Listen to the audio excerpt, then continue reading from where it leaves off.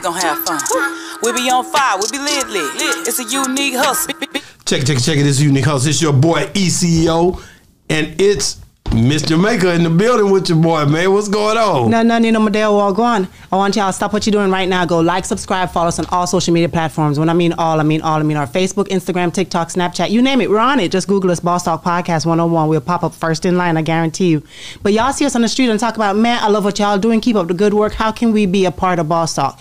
This is how you can be a part of Boss Talk. Under each and every video, including this one right here in the description section below, there's a link that says join our membership.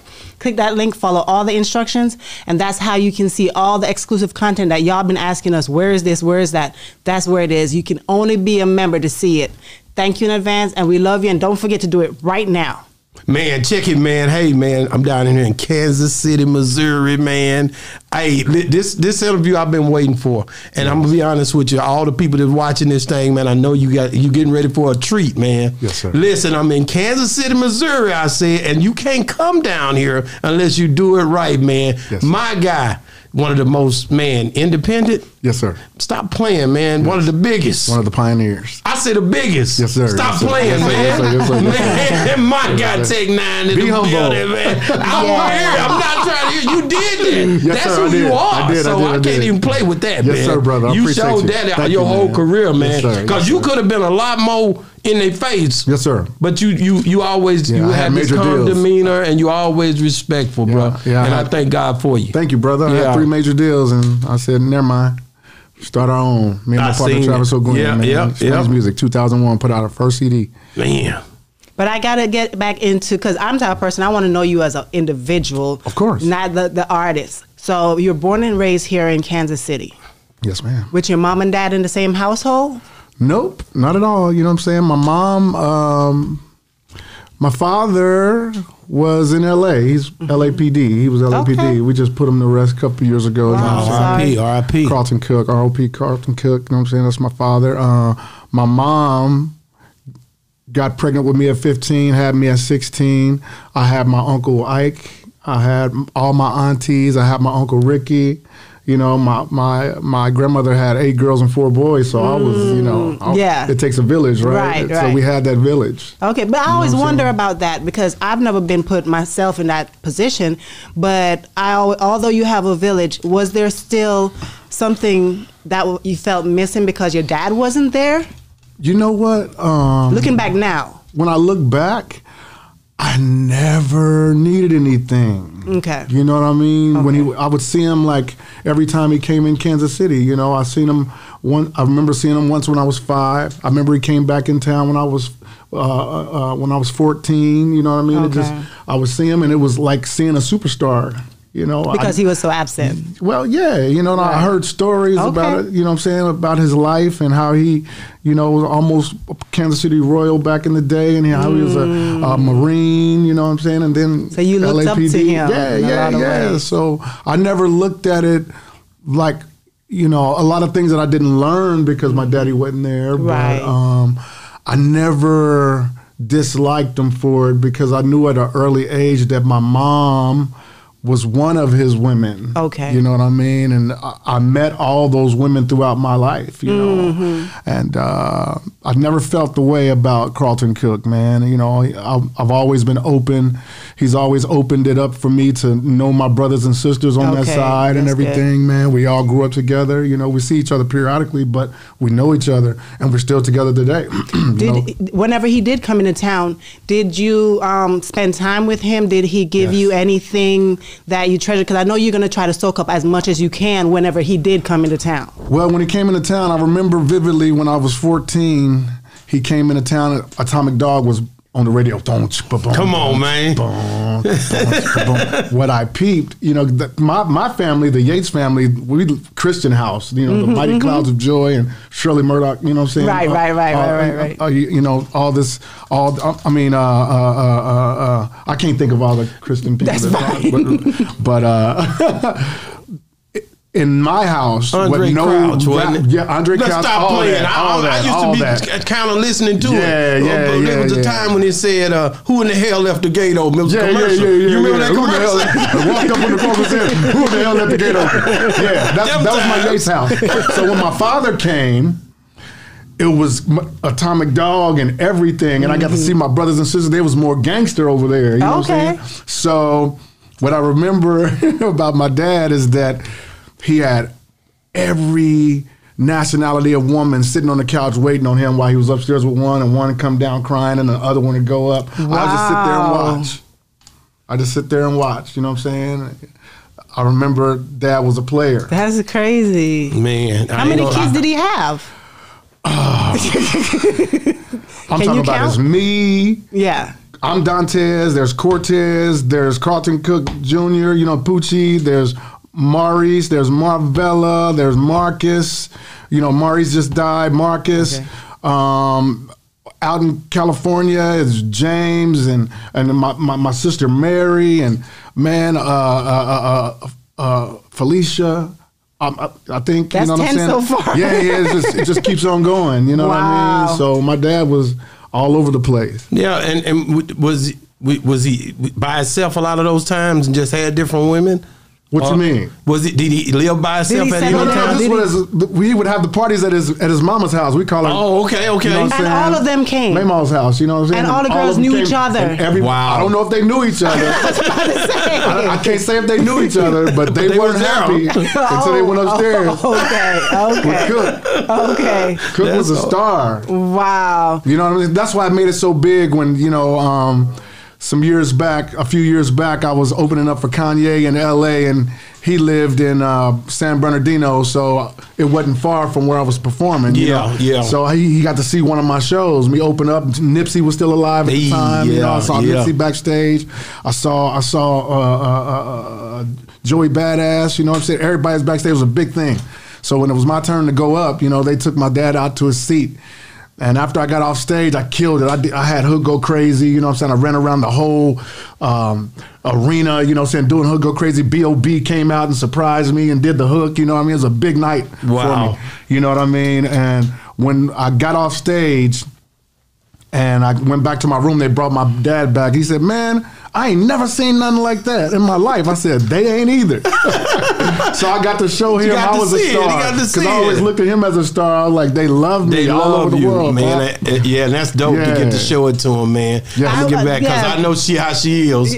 I interviewed with her. I've been with her. I know what she want to do. She's trying to figure it out. Mm-hmm. So my thing is that, okay, I know that our parents influence us in a lot of different ways, whether they tell us to do something or it's just the way how they walk. We take things. So I know you're married now, but in your earlier years, were you one like your dad that had multiple females? Oh yeah, all over the world. And I didn't meet my morph until my mid 40s. I'm 53. That's real. I'll be 54 in November this year. Look good, man. Hey, we holding on, man. We holding on. Yeah, the bald head, he can hide the age real good. Right.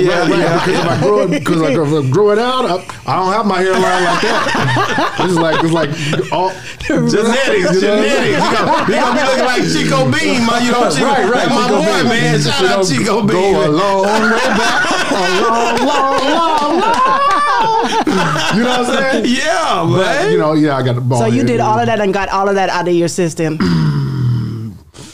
I think with any man, and I don't like to generalize, but I think with any or most men, I say most men, that at a point in your life, ego-wise, you want to see how much you can do and how many you can conquer. Okay. You know what I mean? Ego-wise, because sometimes our ego is shrunk, you know, and over the years, I called it, sometimes I used to call it therapy. That's just a cover-up. I just need my therapy. You know what I'm saying? It's like I'm hanging around people who would call it therapy. It's not therapy.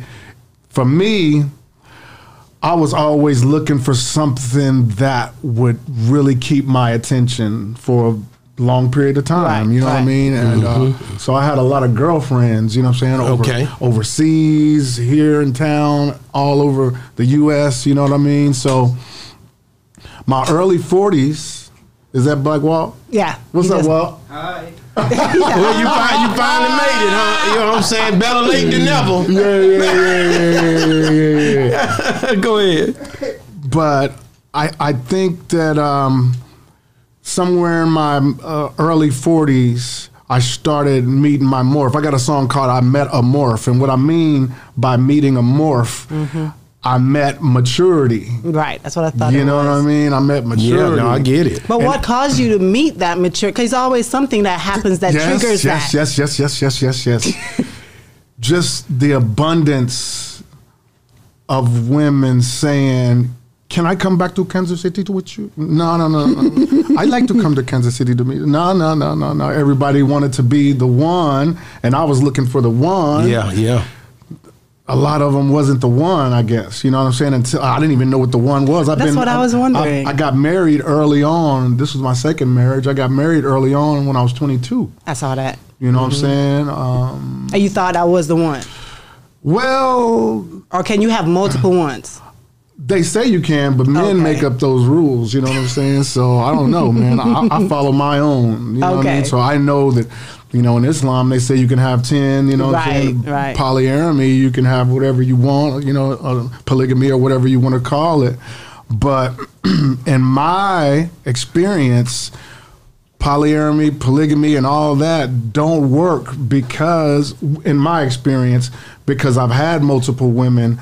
And I know what it feels like to have Valentine's Day for multiple women, and when they find out that they're not the only one, and the hurt and the pain, you know what I mean? And you showing one more attention than the other. I don't care how cool they are. There's always going to be friction. That's my experience. Right. I can't say that for Neo. You know what I'm saying? He might be. I know, because he had. You know, he got 4. You know what I'm saying? For every man is different. That's why I said I didn't want to generalize. But.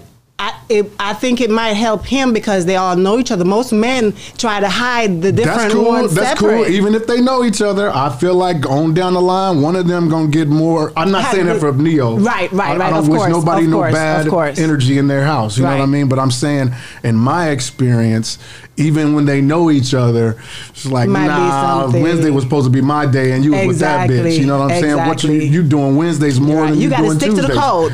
You know, you're doing her on Wednesday when she's supposed to be Tuesday. You know what I'm saying? This, that, and other. So, in my experience, having multiple, in my 40s, my early 40s, I started feeling like I didn't want to share all that love energy with multiple people. And like I was. I had a song called I'm a Player. I said, I'm a player, motherfucker, and I bet I'll never change. That was in 2002. I tell people all the time, don't ever say never. Exactly.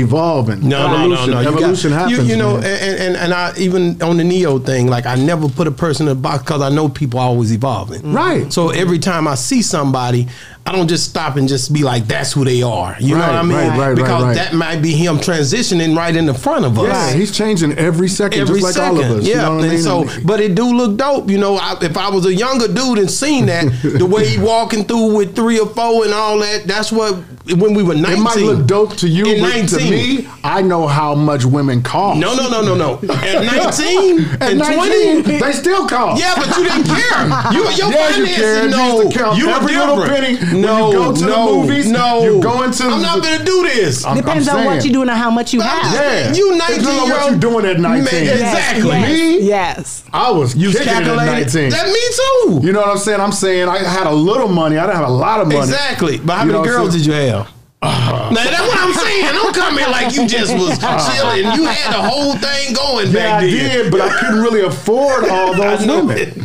No, and I couldn't either. That's my point. You know what I'm saying? But Neo, you know what I'm saying? He been in the game for a long time. Man. Hold on, he mastered his craft. But I would think the way how I see generations have changed, I think women in today's society are a lot more expensive than women back then. No, I'm not going to agree with that. I'm talking the requirements of some of these. It was some girls back then wanting stuff too, though. They wanted stuff, but inflation wasn't like this. No, yes, but that's because the prices went up. But y'all know gas was 99 cents a gallon back then. Things was different, but it still was hard on us. You could take a woman McDonald's back in the day. You can't now? Hell no. I've been with you 22 years. Y'all got to excuse me. I'm saying, I ain't ate McDonald's in like 20 years. So if I took a chick today, not my wife, I'm talking if I was still in the game, if I didn't hang my player jersey up like tapestry, I wouldn't be able to take a woman McDonald's, Wendy's, Maybe Chick-fil-A. I don't really know. You can take it to Chick-fil-A. Chick-fil-A. I'm not gonna play with you, dog. Dog, everybody at Chick-fil-A. Popeyes, you know what I'm saying? Yeah, Popeyes. No, she gotta be hood. On your first date, yeah, you can be hood all day. You take her to Go Chicken Go and you're in the hood, that's gonna be dope. You know what I'm saying? Like, whoa, that's right in the hood. Go Chicken Go. We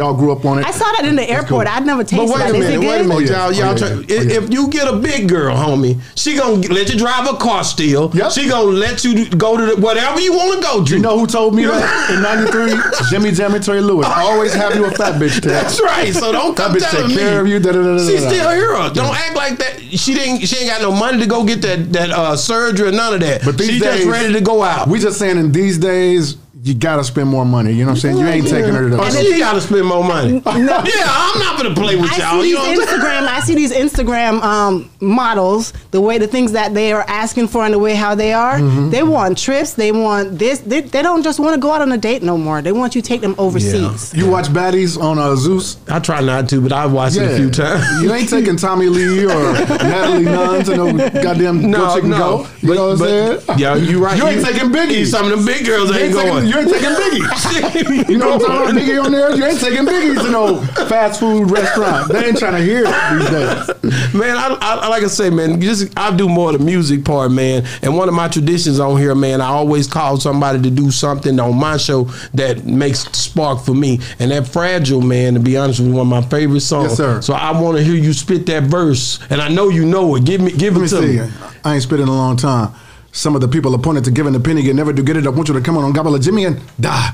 Need to be given the remedy and why. Critics are really the enemy and can't stand the way they slam today's gifted. Evan Incredible get fanned away with grants to pay. This gem will is scripted, definite impeccable. Ride a rhyme and I put everything in a flow. I'm the non, I'ma look very mean when I fold. Scribe a line, but he has never been at a show. By that time, it'll be better leave it in the stove. Cause they wrote nothing but lies. Quotes stuck in my eyes, amateur writer dissing. He's a beginner and hopes for your demise. Folks, some of the spies never do try to listen. It's real, I'm mad. Clues when you scribble on your pad. How you gonna criticize with a chisel on your ass, sizzle in your ad? You don't really get why I'm so pissed. Understand this. I'm an artist and I'm sensitive about my shit. Yes, I'm Yes, stop playing, man. Hey, man. Wow. I do that shit for real. Man, I love it. That's Man, hard bro, to do. Bro, It is. The people you pick for your hooks and the way they singing, bro, is different than anything I ever heard. When I was pretty much looking and researching you, I'm like, Yes. this dude know how to pick these hooks and make a nigga just sit there, nigga, like a movie. I've been doing music since 1985, man, and that's 40 years of my Yeah, life. that's a long time. And I feel like I built up an ear for music over the years. You know what I mean? And I got plaques on my wall and all in our buildings to prove it. You know what I mean? Hooks in different genres and everything. That's why when I do, after this 5816 Forest comes out in June, I think we're going to start on a big album called Decorated. What I mean by I'm decorated, I'm a decorated MC. You know what I mean? I'm talking about songs with Tupac. Come on, man. I know. Ice Cube, Scarface. Everybody. You know what I'm saying? MC Ren from back then. Then you come into the new generation. I got Kendrick. I got Eminem, I got Wiz Khalifa, I got Snoop Dogg, you know what I'm saying? Lil Wayne, T.I., you know what I'm saying? Everybody, you know what I'm saying? Even on the rock side. On the rock side, Slipknot, System of a Down, Five Finger Death Punch, The Doors, you know what I'm saying? Ronnie Radke and Falling in Reverse. You know, it just keeps on going, man. You know what I mean? You know, what I look at, man, is like you and Korn. The way you are, it automatically, the music crosses over, but it also diversifies so much, man. And I think that's what's needed. I think that's something that people couldn't understand how to even do what you're doing, bro. It's a harder road when you do everything, because in this business, a lot of us want to hear what we like and that's it. Yeah. So by me being a multi-type artist that can adjust to any musical situation, if I'm over here doing let's get fucked up, let's get high, let's get drunk, let's get fucked up, we got that weed that ain't no punk, let's get fucked up, big hit in Kansas City. Yeah. You know what I mean? If I do anything like that, if I go after that, if I do, don't nobody want to, never ever do a download with a psycho bitch. better never ever go out with a psycho bitch. You know what I'm saying? Them motherfuckers over here gonna be like, that's Halloween sounding shit ain't what I'm trying to hear. I'm trying to hear this. Yeah. So when you're multi like me, you could turn some people off that just want to hear that hood shit from you. Yeah. You know what I mean? But I always, throughout my career, I do things to remind people like, it's still in me. Exactly. I just got to hear the beats. For instance, when Pull Out came my way, the beat came my way from Goudreau, you know what I mean? I knew it would be that shit that people talking about that love Let's Get Fucked Up. Yeah. Or Planet Rock. Yeah. Or its own now. Yeah. With the 57th Street Road Dog Villains. You know what I mean? I know that music is in that realm. So when we put it out, the hood responded. Yes, sir. Black Walt was letting me know. You know, saying that's what they talking about, Tech. I know what they talking about. But to me, even if I turned some people off in the past, for me not to be all I can be musically would really hurt me inside. Already. To not be able to express the dark side of me or the religious side of me, the confusion and religious beliefs and all this, if I didn't speak about all that and just stayed over here because that's what my people wanted to hear, I don't think I'd be happy. Come on, man. You'd be doing them an injustice. No. Yeah. And who's to say I'd still be here if I just stuck to one thing? Man, you got people in the industry that capitalize on short. Don't say Too Short, man. I'm saying Too Short. Boy, that's my boy, man. I'm saying. Yeah. Too Short got his flow. No, you're right. You're right. He didn't have to veer off and do the but Too Short can veer off and blow the whistle and Freaky Tail. Stop playing. You know what I'm saying? You know I've been talking about Freaky Tail every show.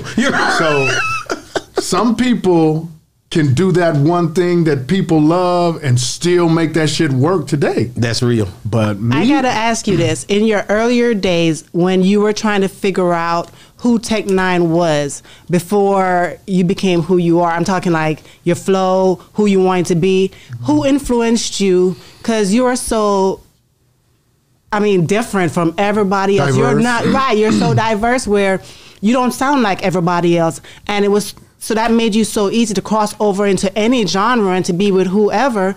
But I had to how grow. did you figure out that's what you wanted to do? I had to grow into that because when I first started, I wanted to be Ice Cube like a motherfucker. You know what I'm saying? It was like he was bussing on one of them posse cuts. Wanted? Oh, no. He was busting on all that, but it was like a posse cut. I think it was the grand finale or something. The nigga said, I'll be what is known as a bandit. You gotta hand it to me when you truly understand it. Because if you fail to see, read it in braille and it still be funky. And what's next of effects of a genius? My rap instead of stopping if you seen this dope. You hope that I don't really mean this. But if plague makes you go a high top fade, that I'm a trademark when I get loose in the dark. You thought it was a test of a different style. It's just another motherfucker on the prowl. I don't know the rest of it, but he was busting. Yeah. You know what I'm saying? He was busting. I wanted to be that. So my second verse I wrote was like Ice Cube. It was called Psycho Solo. I was like, I've been mad ever since my date of birth. My mother told me I'll be a threat to planet Earth. Now I'm living up to that title. The black little Beverly Hills. Fuck Billy Idol. The shit's too vital. That's what I say. The shit's too vital. That's why they don't play me on the FM. Keep bumping New Breed and fuck them because they don't know what I know and see. I wish they showed some fucking reality. Tech N9NE with a brand new solo. My attitude's like Psycho Loco, some shit. Ice Cube, my nigga. Yeah, well, that's what I want to say this before you go on. That's the same verse that AK from Do or Die spit because it was impressive to him. Same one. That's the same one. No and he said he asked Ice Cube because he brought him out for Big 3. Right. Say he came out singing that part, and he asked Ice Cube, "Why did you go so hard on that?" He say, "Cause DOC was on that other verse." Sir. He said he was not trying to play with that. Sir. He killed it. Wow. Ice Cube made me want to rap, but DOC when he came out with It's Getting Funky, I'm like, fuck that. Fuck that. I gotta go because I was a dancer, man. You know, when I was at Walt in school, we was rapping, but we were dancing though. You know what I'm saying? We was in the talent shows dancing like to Public Enemy. I got so much trouble on my mind. Refuse to lose. Make a brother get wicked. You know what I'm saying? We doing that shit. You know what I'm saying? Or drag rap. Come on, I know all them songs. We in the dance contest. You know what I mean? Man. So, but when Ice Cube, NWA, and DOC, that whole little shit, I'm like, nah, I gotta rap. You know, during that time you talking about 1 hour was Jam On It, man. We Jam On It, come on, man. It was a problem. I was killing niggas to Jam On It. I know it. Looking for the perfect beat, all that shit. Nigga, I was killing niggas. And Dana Dane was dope. But Jam On It was the one. But before Dana Dane was Slick Rick, and Slick Rick was hard. Inspired me as well. People don't know that his like Jamaican toasting kind of like flow. Don't worry about a thing. Just make sure nobody sees us. We're rich. We can have whatever would please us. You know what I'm saying? That kind of flow made me I just realized that's where you get yours from, because I just noticed that when you say that part, that's how you rap. Yes, ma'am. Okay. So I got to tell Slick Rick, he was asleep at 3 o'clock in the morning. He was about to go on at the Riot Room back in the day here in Kansas City, and I said, I gotta get to him and tell him thank you for being one of the people. Homage, man. You know what I'm saying? He was asleep in the back, and they let down the window. I said, Mr. Slick Rick, thank you. My name is N9NE. You inspired me back in the day. He's like, thank you.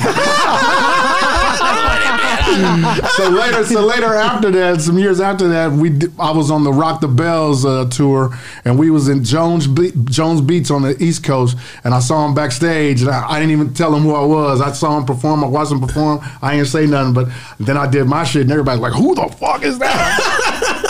Niggas don't know they inspired me. Man. You know what I'm saying? I was able to tell DOC a few years ago. He came to my show in Dallas, I was so giddy when I saw him over there. I had a sold out crowd. It was big, and I saw him over in the VIP. I'm like, holy shit! I got nervous. I'm like, I told my head of security Muggs, I said, man, keep him here after the show. I got to say some things. So after I got out of my wet clothes, went back in the venue, and they was at the bar. I said, brother, you inspired me. I went to my song It's Alive, and it said 1, and then comes the 2 to the 3 and 4. 2000 Tekanina is hardcore with a K. You know, even though I was gangbanging on it with a K. You know what I'm saying? He did like this. He said, Tech, I did not know. You know how you talk? I didn't That's the way you talk.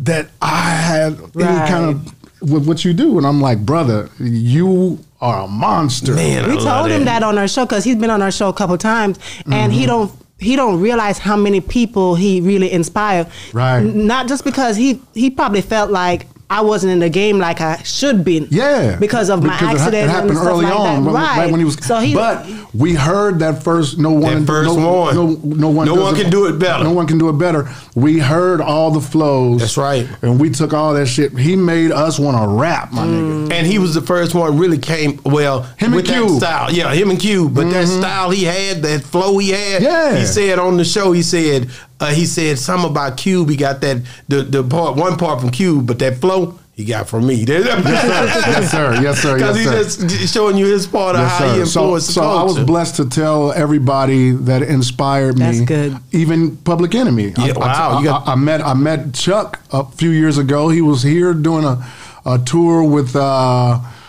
his groups called Prophets of Rage. It's with Be Real of Cypress Hill and Tom Morello from Rage Against the Machine. They all got a group together called Prophets of Rage, and I always met Flav everywhere, but I never met Chuck. And I told Chuck, I said, thank you for being the one that showed me power music. Man. He told me, I can't take that from you, Tech. That's all you. I was like, okay, I'm just telling you. So I've been blessed to tell everybody, from Ice Cube to Slick Rick to KRS-One to Rakim, all the people that we listened to, you know what I'm saying, and had a hand in N9NE, I got to tell them.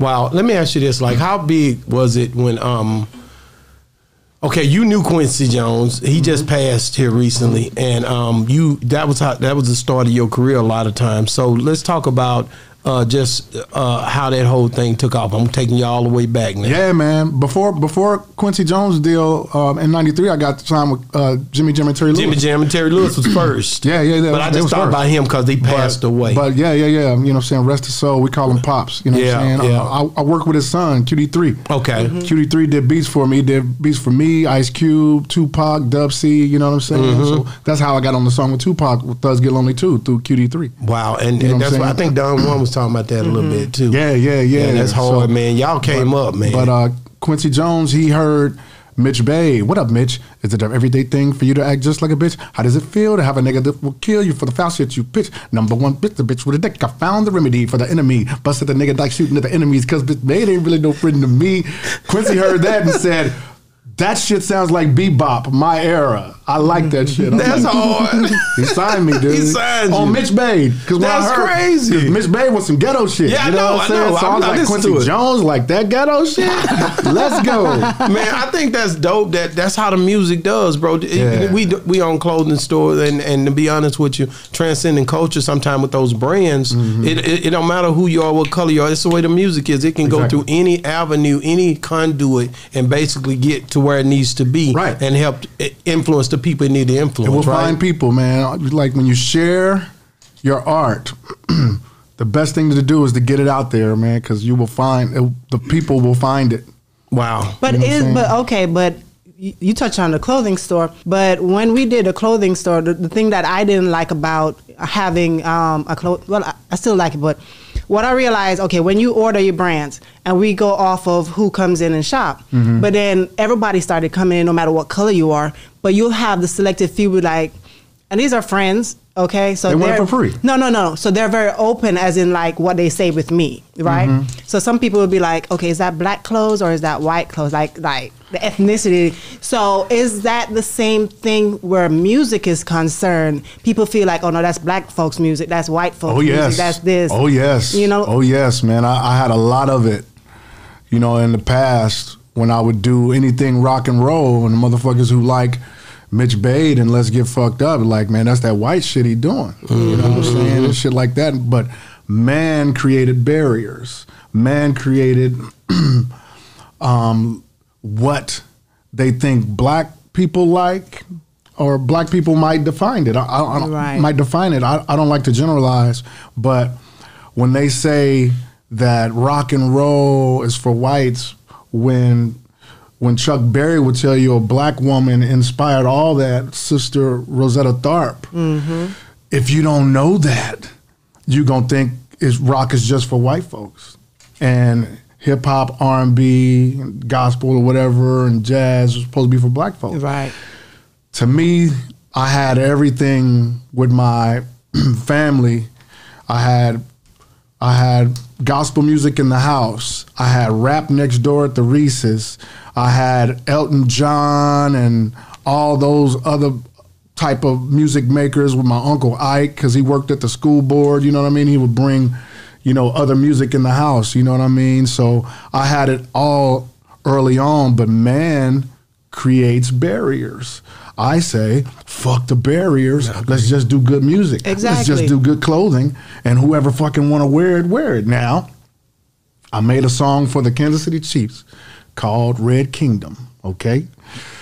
Donald Trump was having indictment trial. What was it? It was one of those I words, you know what I'm saying? I don't know, indictment, or I forgot what it was. And they played my song on that trial, said it was a fight song. I made that song for the Chiefs, but people on the Republican side took it over and said this hook, Red Kingdom, is for our side. So what I learned is that once you share art, people buy it, they get it, and they interpret it in whatever way they want. You know what I'm saying? So when my kids called me like, Daddy, you gotta say that you don't agree with that. And I was like, no, I don't. Right. I don't know them motherfuckers. Exactly. They bought that shit. Right. They gonna do whatever they want. You know what I'm saying? And, you know, if you listen to my music, you know where I stand. Right. I stand with love, and I don't stand with divisiveness. You know what I'm saying? So if that's that, you can't. You definitely. I gotta say this. It's pertaining to that, but I'm gonna say this statement. You tell me if you agree with me or not. It just came to my mind. Is it that it's Americans who caused that division, whereas music and clothing and stuff is concerned? Because when I think about what genre of music that don't have that problem, I think about reggae, because reggae, nobody look at it as a black folks, genre, or a white people genre. So Bob Marley was mixed. Right. So is it an American thing? I would say Yes, because when you go overseas to the UK and everybody, we were just talking about it earlier, me and Sean on the way here, how R&B music is revered over there. And if you watch in Colors Studio, you see all these different shades of people doing R&B and blues. And I'm like, whoa.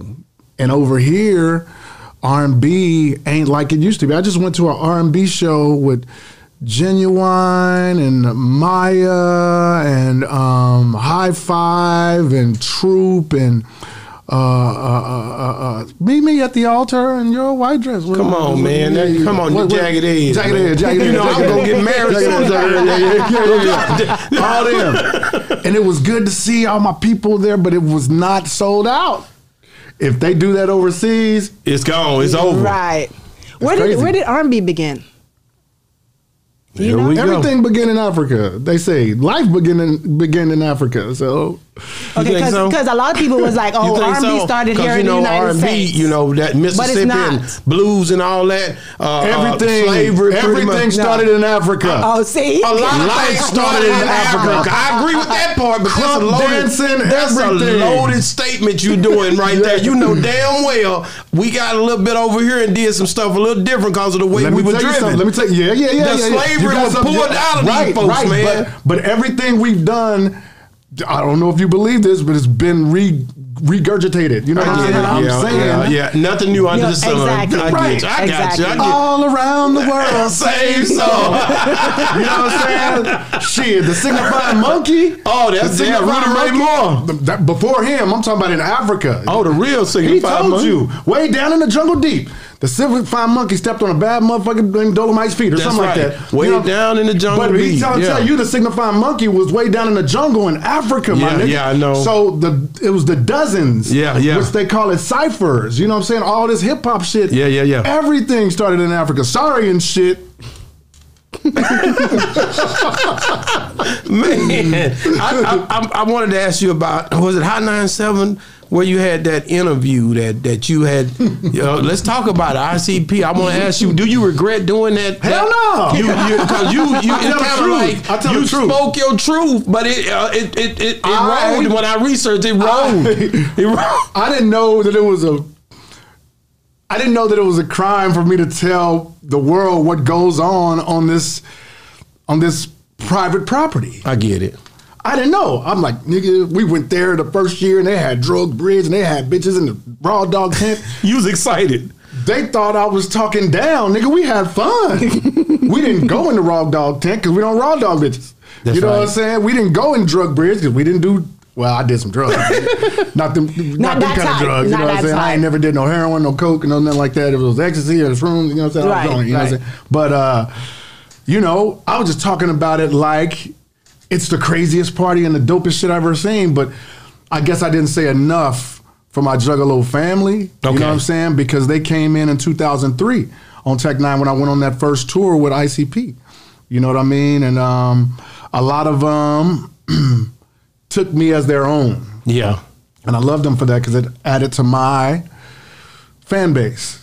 You know what I mean? Tech 9 started in the hood. You know what I mean? With the new breed, with Black Walt. Black Walt, I know, yeah. He produced it. That's in the hood. That's 55th Street, my nigga. Yeah. In the basement with DJ Bop. You know what I'm saying? So that's a blood nigga from 37th Street. That moved in our neighborhood and he does music too. You know, this is the hood. Tech 9 started in the motherfucking hood, got named by a motherfucking gangster named Black Walt, nigga. You know what I'm saying? So when I say that it started with the gangsters, you know what I mean? And then the college kids in the suburbs and, you know, the kids in the suburbs and then the metalheads and everybody that started getting a whiff of me being diverse, you know what I mean? And then in 2003, after I went on a tour with Jay-Z, NERD and Nappy Roots and Hoobastank and 311 in 2002 on the Sprite Liquid Mix tour, I was killing shit on that tour. You know what I'm saying? And then in 2003, I went on, the ICP invited me on their tour with Bone Thugs and Harmony and Cottonmouth Kings and them and Esham and all the people. You know what I mean? So they had to see that I was making noise in order to say, okay, how much we got to pay to get Tech Nine on this tour? You know what I mean? And whatever they paid, it was right. We learned a lot on that goddamn tour with merchandise and how they move. We never seen a show like ICP. Taught us a lot. You know what I mean? I guess I didn't say a lot of that on the fucking Hot 97 with Ebro and Paul, you know, Peter Rosenberg. Yeah, you know what I'm saying? I was just talking about how excited I was about the shit that was going on at the gathering. You niggas sound like, nigga, you just bitches. They like, and then they got on there like, we don't know anything about a fucking drug bridge or a raw dog tent. I'm like, so I'm lying, my nigga? Why would I talk down on people to help me? You know what I'm saying? So if the makers of the Juggalos have a problem, that means the whole Juggalo family have a problem. So motherfuckers were sending me death threats and shit, and I'm like, wow, it got that serious? Fuck yeah, because they love me. That's right. So if Violent J say Tech Nine didn't say, he didn't give us enough love on the fucking, that's all he had to say. He didn't even say nothing bad. Right. He didn't show us enough love when they asked him about the fucking Juggalo. Oh, he was on it. He was on it. He was on it. You know, I don't regret anything I said because what I say is fact. And I never talk down on anybody or any crew or anybody that ever helped me. I don't talk down on motherfuckers. I don't know, you know, I don't talk down on motherfuckers, period. Yeah. But they felt like it wasn't a proper representation of their gathering of the Juggalos. And I get that. I didn't know. Right. That shit was supposed to be on the under. Yeah, yeah. And maybe they know. Maybe they don't know about Drug Bridge and fucking Raw Dog Tent because they weren't out there in it. Well, I used to see them out there in the crowd, you know what I'm saying, every once in a while, you know what I'm saying? But maybe they missed it. You know what I'm saying? But they should have had you sign something when you got there so you know that, okay, I shouldn't be talking about this. No. It was nothing like that. I'm talking about a party I've never seen nothing like. Okay, I've been to fucking raves all my years in my drug days. This shit is something, this is otherworldly, my nigga. You know what I'm saying? So I guess I didn't say enough on there. But Ebro and them, they don't know my music like that.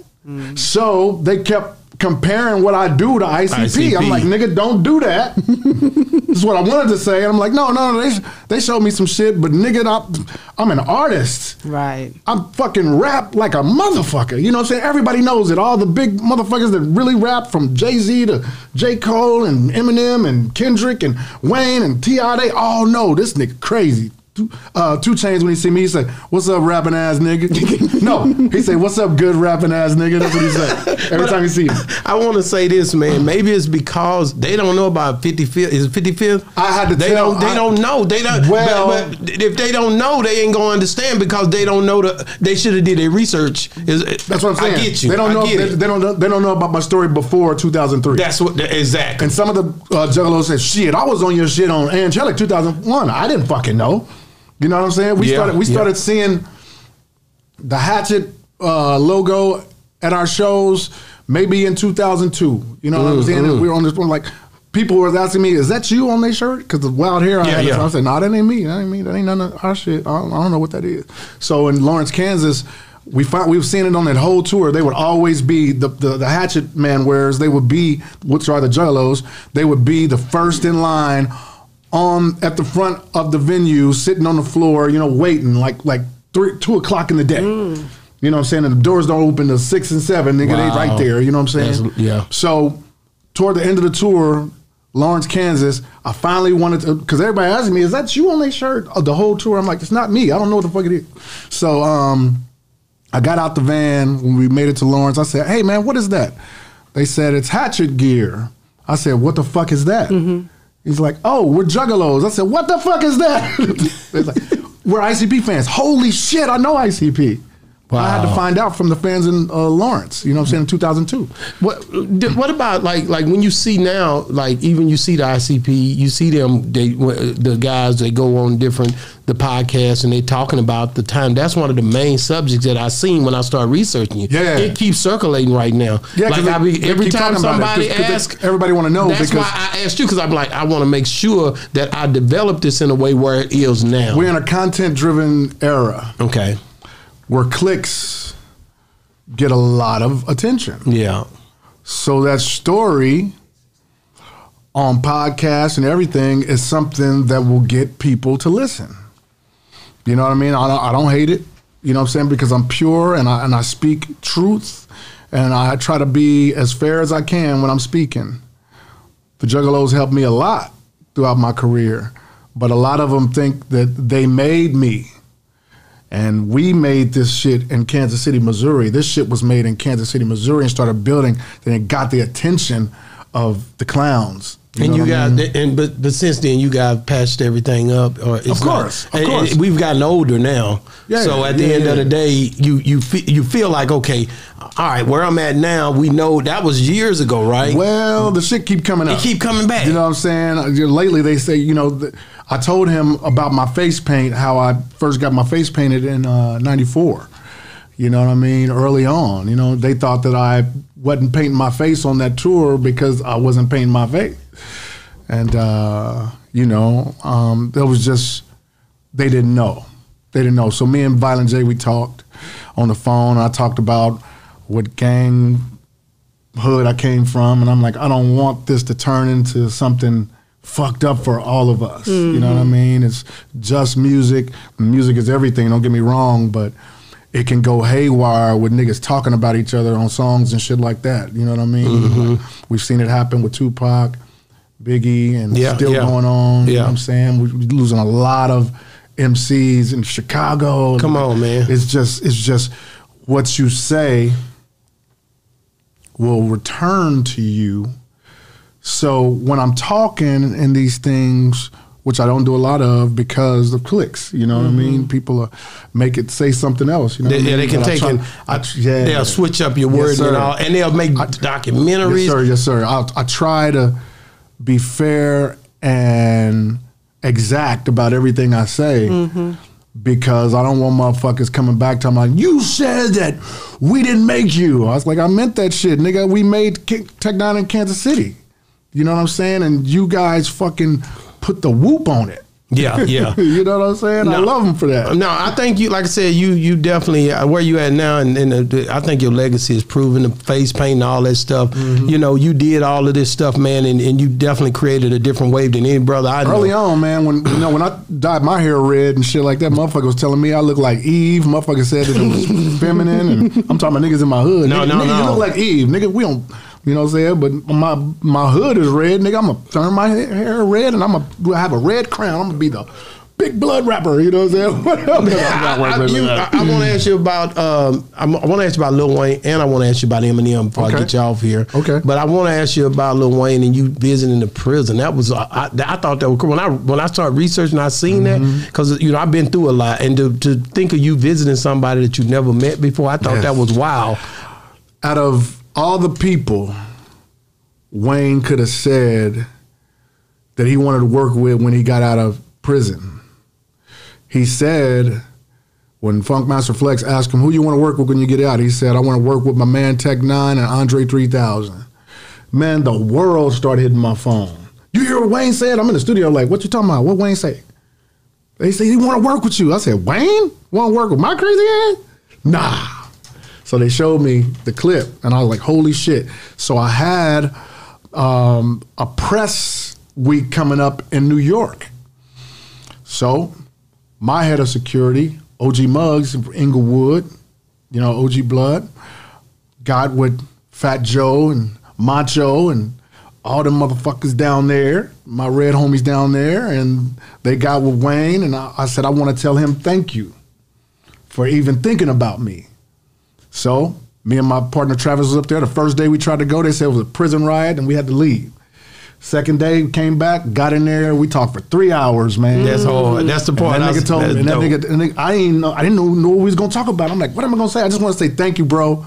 And then we start talking about, man, I heard your shit the first time on the Gang Related soundtrack, Tupac. And that's hard. On 98, I was like, damn. He's been listening to you a long time. Yeah, you know what I'm saying? And it just turned into all kind of shit. Even talking about T.I. coming up there and, you know what I'm saying, and Kanye performing for him up there, a whole album for him, you know what I'm saying, acapella, you know what I'm saying? Bumping into him today, like, how's the energy? Everything still fly? I got him on my new. Let's talk about it, man. I got him on my new 5816. Yeah, Forest. yeah. I'm about to ask you about that. JPZ and Black Walt did the beats called Yoda. What? Called Yoda. And Wayne, I sent it to him while I was on this Falling in Reverse rock tour, you know what I'm saying, last summer. And his new manager, Fabian, we call him Fade. He's like, send it to me, Tech. I said, I hear Wayne on this hook, man. And, you know, Wayne never did a video out of all the songs we did. I got to shoot a video with Wayne. The culture got to know that we got some shit, yeah. My nigga. We got so many songs together. We never did a song, you know what I'm saying? Never did a video, you know. And so I said, this is the one. I said I wasn't going to ask Wayne no more because Wayne never did no motherfucking, Wayne never took it to the hilt, you know what I mean? And I don't want to keep asking my brother, you know what I mean? And I sent it to Fade, and Fade called me back like 3 days later. I was in Chicago writing up in my hotel, and he said, man, I just got cussed out. I said, what you mean? He said, Wayne said, if you don't send me that motherfucking song with Tech N9ne, man, he said, we've been busy, Wayne. And he's like, fuck that. Wow. Send me that shit. Nigga, send that shit right back. It's perfect. So what can we, on this new album, what can we expect? And when can we expect it? Okay, 5816 Forest, June 13th, it's coming. It's the most different album I've ever done in my life. You know what I'm saying? Inspired by Black Walt, because he said, man, our people want to hear that gritty shit that you did with Let's Get Fucked Up and Mitch Bade and this, that, and the other, you know what I'm saying? But they want to hear it, and your fans want to hear it with you on all the verses and no people rapping with you, no features. Wow. You know what I mean?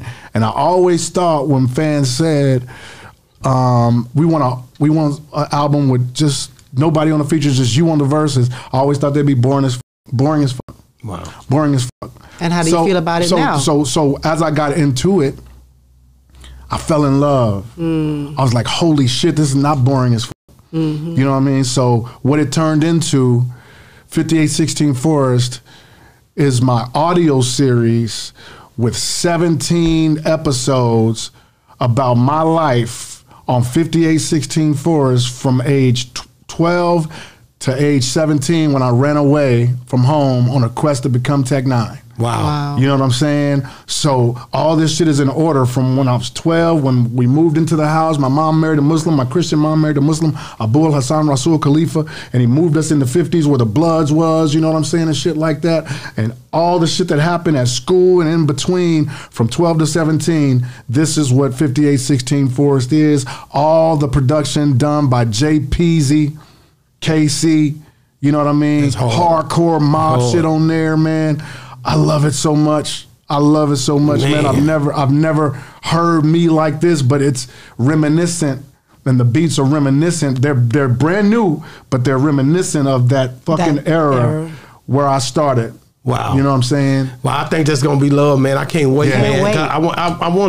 I gotta ask you this, man. When you went and prepared for the Eminem, I gotta go to Eminem. Like, when you got him on your verse, was it when I talked to Bun B, he said when him and Jay did Big Pimpin', it wasn't fair to Jay because he was going there to out-rhyme him, right? He was going in to get him, but Jay, it was a popping song. It wasn't even like that. Yes. But if you listen, Bun say he was going in on him. This from the Raps he was going in. So I just want to know, like, when you did that with him, like, was it a thing where you was looking at your verse like I gotta bring it, or were you just kind of like just doing you? I got Midwest Choppers 1 that came out on MLK, you know what I'm saying, Misery Loves Company. I forgot what year that was. It was a really long time ago. I have Midwest Choppers 2 on another album with Crazy Bone on it, and he ready to go. You know what I'm saying? You know what I'm saying? Okay. Crazy Bone and K Dean on it. You know what I mean? I had Worldwide Choppers. After the first 2 Midwest Choppers, I had Worldwide Choppers with me, Twista, Busta Rhymes, Yellow Wolf, and all kind of choppers all over Kansas City and all over the world, from like Denmark and Istanbul, just all the people together. It's platinum without no video. So after Worldwide Choppers, I wanted to do another one, but the beat had to be big as fuck. You know what I'm saying? So I think I might have seen Django or something come out, and that part when he's shooting everything, and Richie Havens come on, freedom, freedom. Sometimes I feel like a motherless child. I'm like, that's insane. I love that. When I left that movie, I said, Seven, we gotta fucking redo Freedom, but call it Speed'em, my nigga. Bam, bam, you know what I'm saying? Just pay homage to Richie Havens because he had just died, you know what I'm saying? His estate and all his family said yes. With the publishing and all that kind of shit, they could have said no, you know what I'm saying? They did that. So I did my verses. I did my intro verse, then I did my last verse. Now, Chris Calico said, I got to get part of that, my brother Chris Calico. So Chris Calico did his verses before me. I didn't want to hear Chris Calico's verses because I didn't want to be influenced. So I did both my shit, you know what I'm saying? I'll do the intro, then I do the last part. I'm the fury, the final flight, I'm flipping on fraudulent fellas, fulfilling fright, I'm flicking on fire, finishing when the flow and flight, feminine fakers fall, I'm flogging the foe with a fight. You know what I'm saying? I'm doing all them F words and shit because I know I want to send it to Eminem, you know what I'm saying? So I got to do my shit. You know what I'm saying? Sing, I got to do everything. I sent it to him. 5 months went by, that shit came back. You know what I'm saying? I guess he loved the beat. I've been wanting to work with this motherfucker for 10 years. I chose the right beat. Richie Havens, Chris Calico killed it. I did the intro and the last verse. I sent him 16 bars just like us. That nigga did like 38, 32, 36. I don't fucking know what he did. He went. You know what I'm saying? Made me feel good. He killed it, man. Made me feel good. You know what I'm saying? Man. Made me feel good. He always give me shout outs and shit. You know what I'm saying? That's about low. being one of the top MCs. Oh man, it just, you know, a lot of people talk shit about Eminem. Niggas don't listen to it or whatever. You know, that's cool. But technical rhymers, we know who do the shit. Do it for real. We know. Last question. Top 3 artists of all time, dead or alive, any genre. Damn. Any genre. Why y'all gonna do me like that? Do everybody like that. Everybody get it. Damn. Any genre. Any genre. Any Dead genre. or alive. It could change somewhere down the road, but right now. Damn. That's fucked up. Tech 9. Okay. Die line. No, give me some more. Tech 9. I love Tech 9 because I get to tell them what the fuck to say. You know what I'm saying? I get to tell them how to dress and how to smell, all kind of shit. That's you know what I'm saying? I love Tech 9 because I created Tech 9 to be the MC that can adjust to any musical situation, and it turned out that way. I love Tech 9 for that. I listen to my shit all the time. I always go back to the old shit, and I'll be like, God damn, I wonder if motherfuckers miss that shit. You know what I'm saying? Nah, we love it, man. You know what I'm saying? I love Tech 9 so much, man. It's like I'm such a fan of Tech 9 because he never lets off the gas, man. He always trying to impress people with his vocabulary, his mental, everything. I love Tech 9 that he can go open up for Kanye in LA and then the next day fly to Mexico City to do fucking Knot Fest with Slipknot, man. I love Ain't Tech nobody 9. touching Tech 9 when it comes down to his. Tech 9 can come back and work with Scarface on Pillow Talking, Texas, and then work with Gary Clark Jr. on some blues shit. You know what I'm saying? That's hard, No man. Gun Control. I love Tech 9 so much. You got to watch him. He's pulling up out of that top I know. 3. He's trying, Nigga. he's trying to get away from it. I know what he's doing. No. I'm just saying Tech 9 is one. You know what I'm saying? Tech 9 is You know what I'm hard, saying? bro. No doubt. Tech 9 is crazy. Number 2. Man, number 2. Shit, so many artists, man. I can tell you whatever the majority does. They're gonna say Tupac, Biggie, and all that kind of And stuff. Michael Jackson. They gonna say Michael Mike. Jackson, Prince, and Tupac. Damn, Tupac is in there, huh? Yeah. No, Tupac is in He there. is Okay, in there. so- Ain't no- Because ain't no I was doubt. thinking Tupac after Tech 9, you know what I'm saying? Okay, But so he's your number 2. Who's your number 3? damn. Any genre. That's the part throw you off when you say any genre. You got over it up. Nah, I'm gonna say Tech 9. Michael Jackson for real. I used to do Michael Jackson when I was young on the plaza, down here on the plaza, right here on the corner up here. My uncle Ike would take me out here with a hat, and I would do my Michael Jackson. I'd be doing my shit. Wow. So thanks for saying Michael Jackson, because I wouldn't even think of that. You know what I'm saying? Tech Nine. Michael Jackson. Michael Jackson. The Tupac? No. That name you said, the whole weight.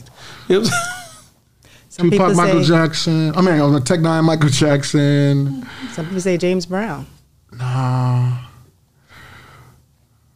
A lot of these niggas, Ice Cube inspired. Yeah, he bad. A lot of these niggas, Ice-T inspired. Ice-T was inspired. Ice-T was inspired by Schoolie D from his flow and early Ice Cube, Schoolie D. You know what I'm saying? Much love to Schoolie D. I'm gonna say Tech Nine, Michael Jackson, and Ice Cube, man. Okay. Sorry, that's all, man. Yeah. All right. Hey, man, I'm gonna have to get you out of here, man. Definitely thank you for coming on the show, man. Thank you, brother. How can people get a hold of you? You know, they already know you Tech Nine, but let's say it for the camera. The world, man. So, if you want to find anything Tech Nine, www.therealtech9.com. You can find all that kind of shit, merchandise, all my music, you know what I mean, all my tour dates, everything, you know what I mean. On IG, I'm The Real Tech Nine. On Facebook, I'm Tech Nine. I don't know what I am on Tupac, not Tupac, but what's it called? That shit. TikTok. TikTok. Man, I don't know what I am on TikTok. I ain't never on it, but and I ain't never on X, Twitter, none of that shit. You know what I'm saying? But I have a team, you know, that they post all my shit on there. You know what I'm saying? But I usually spend all my time where I got 3.6 million followers on Facebook, Tech Nine. Already. I have an Aaron D.H. Facebook too, but ain't nobody over there, so I ain't never. I talk to all my people. You know. I just want to say, man, give me basically the promise that if you come to Dallas, Texas, you come by my store. They've been there 20 years, and give me an interview at my spot. I'll give you an interview, and I'll buy some clothes. It's been there 20 years. Brother. You know what I'm saying? Yes, if you come to Dallas, you got to come by the hub base for me. It's been another great segment of Boss Talk 101. We love you, Tech Nine. Thank you. Boss Talk 101, where the bosses talk. And we out.